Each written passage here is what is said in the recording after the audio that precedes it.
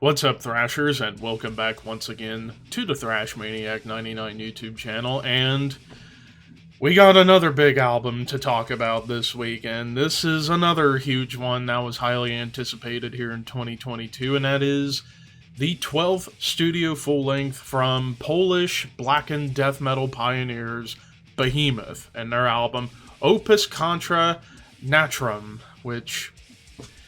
yeah, all the U's have a V in there because why the fuck not? It's cult, you know? I mean, we do the same thing for the Shadow Cult. But anyway, so don't need to really get into a history lesson with Behemoth. I believe I talked about their last album, I Loved You at Your Darkest, when it came out 4 years ago. And, well, I haven't gone back to that album much, apart from Barcabel, because that is a legit catchy song. But yeah, so Behemoth...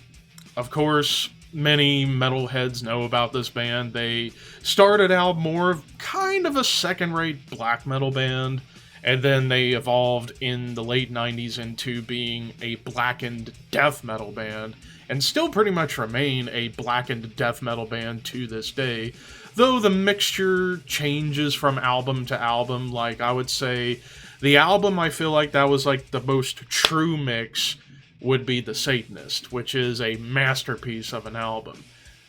With I Loved You at Your Darkest, and now with this album, I can't help but feel like the mixture is going a little bit more towards the black metal side, but still retaining a good chunk of death metal. But let's take a look at this album as a whole. Starting on with Post-God Nirvana. Yeah, it's over 3 minutes, but it's more of an intro, but this would be something to hear live. It's got evil ambience, chants, tribal stuff, and it's very atmospheric. Then we get into the shortest track of the album at 2 minutes and some change.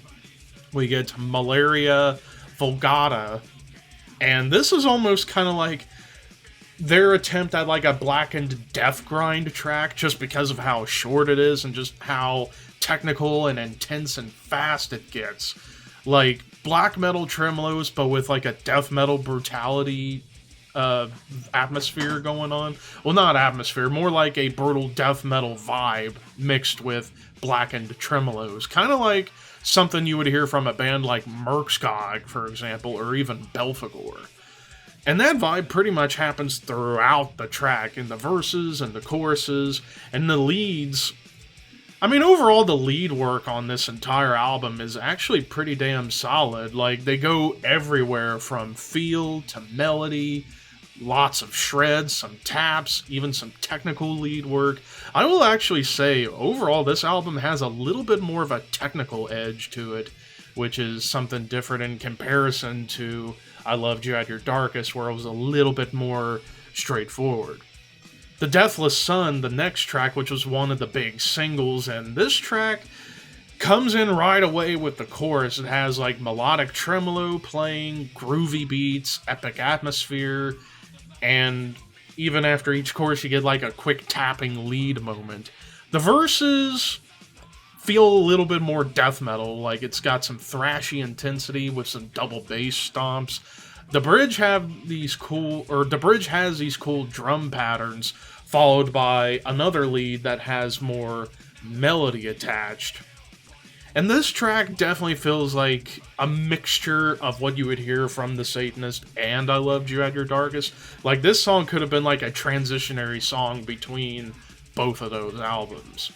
Of My Herculean Exile, which I believe was the first single, and one of the best songs of the album for me, sinister melodic guitar line with some theatrical build-up laced through at the start, leading into Nurgle just unleashing hell.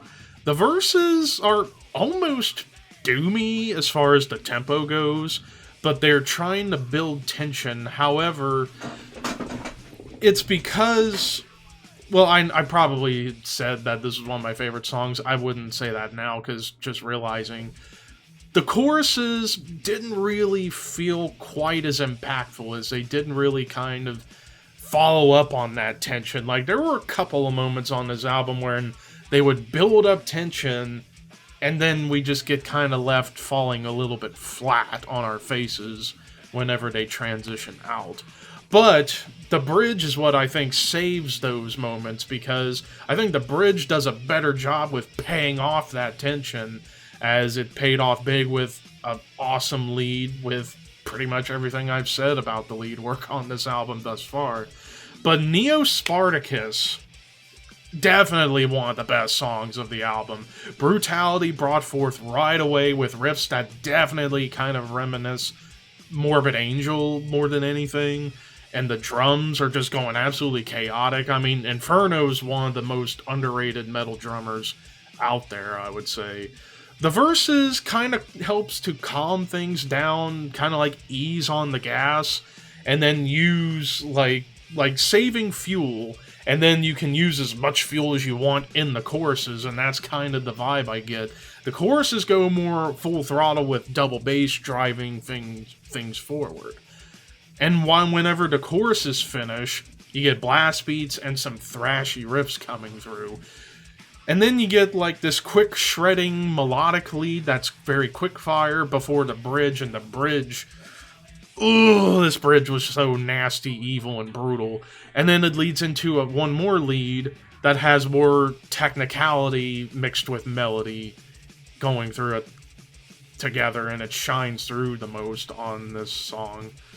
I know I'm getting my words jumbled up, that's just because my brain's not cooperating with me right now. Basically what I'm saying, this final lead on Neo Spartacus has more time to shine through with the melodies and the technicality that it's presenting. Disinheritance, atmospheric buildup, which is led by the drums, and then into some brutal blast beats mixed with like deathly viciousness and those blackened tremolos once again, and that pretty much goes on through the verses. The choruses, however, go thrashy on the drums, while those tremolos continue to just add more evil, cavernous vibes going on. And then the bridge really brings back more of the death metal, as it leads into more shredding lead work. Off to War, which was another single, you get this like brief atmospheric start, and then into a driving riff, while the drums, on the other hand, are kind of building up the song, and then it gets into the verses, which have this D-beat stomp to it, which was very different from the rest of the album, where the rest of the album's just either like grooves or constant blast beats or thrashy beats. Here you get a D-beat, which is not something you hear a lot of in Behemoth. And then after the verses, the mood changes to feel more soothing, but yet still very much dark. And it leads into the choruses quite well, as it keeps that feeling while adding some heavier progressions here and there. Hypnotic blast beats on top of a lead section that's shreddy, melodic, and filled with taps.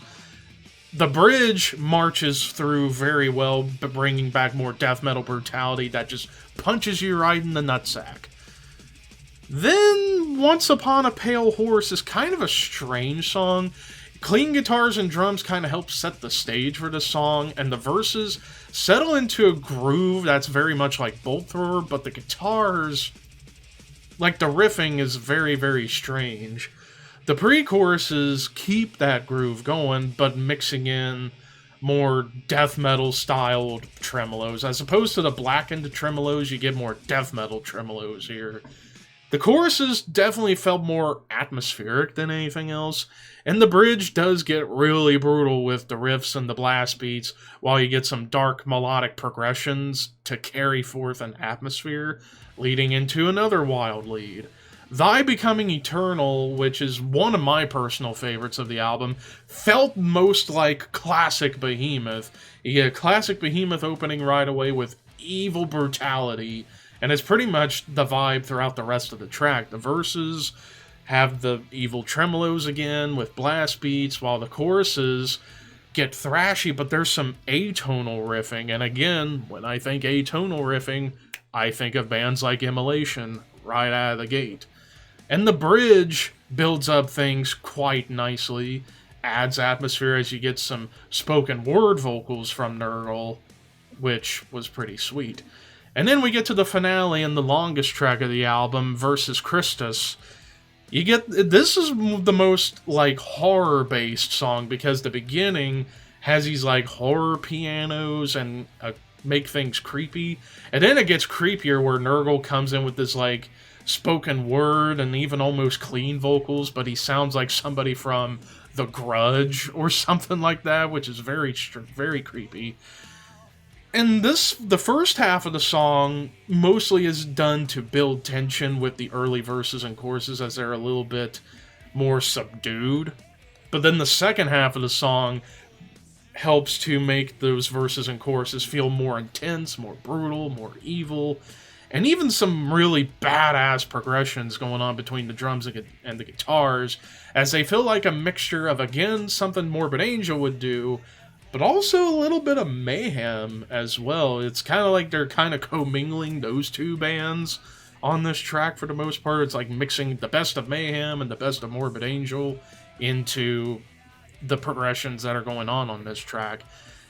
The bridge has this like epic quality going on with the vocals, the chants, leading into like a stop moment while there's like a melodic tremolo riff.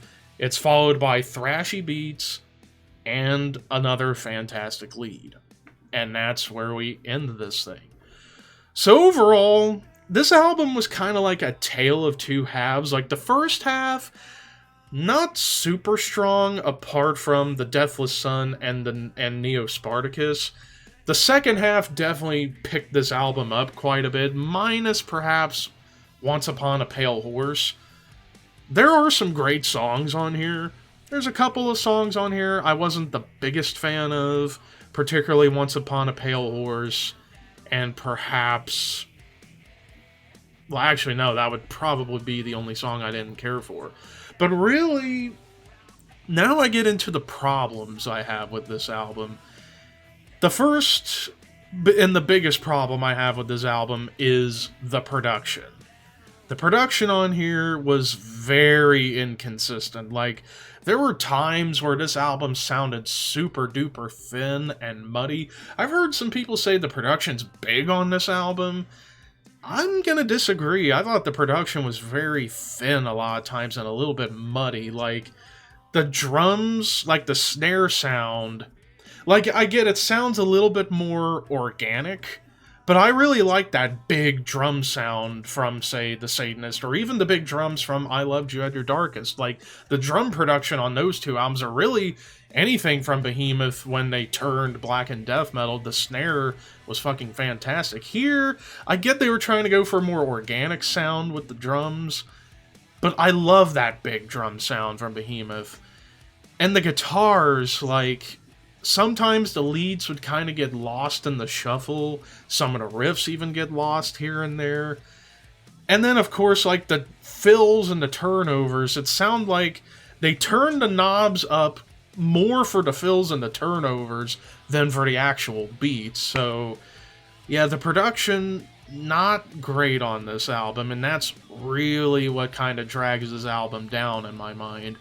And plus, the other thing is, a couple of the songs felt a little bit formulaic, and then the final issue, they're still trying too hard to reach the levels of The Satanist, which, honestly, I don't think they're ever going to top The Satanist. At least that's just my opinion, because that album is just so monumental.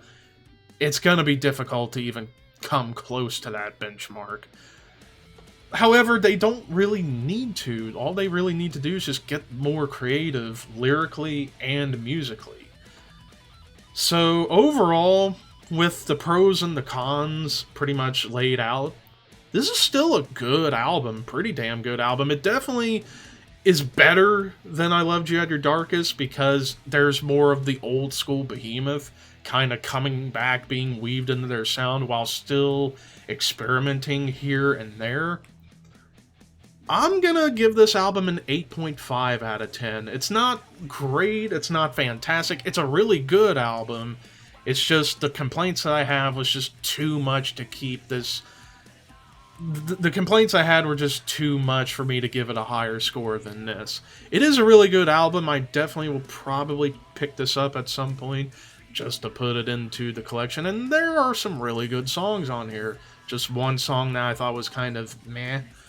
But overall, solid stuff from Behemoth. It's definitely on the right track in comparison to I Loved You at Your Darkest, and that's the way I feel about it.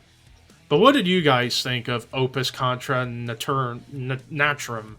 Let me know in the comments section below, and until next time, horns high, and I will see you later.